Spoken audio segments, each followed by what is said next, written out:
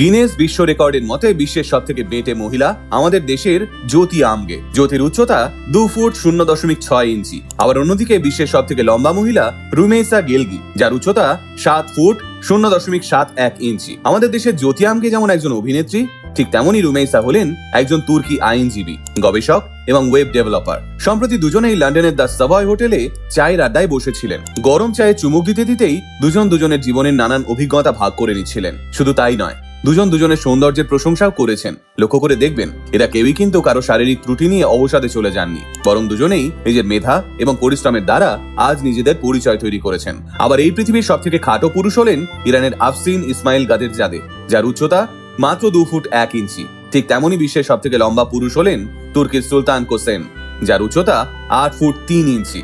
এবং এরা দুজনেই নিজেদের জীবনে সুপ্রতিষ্ঠিত।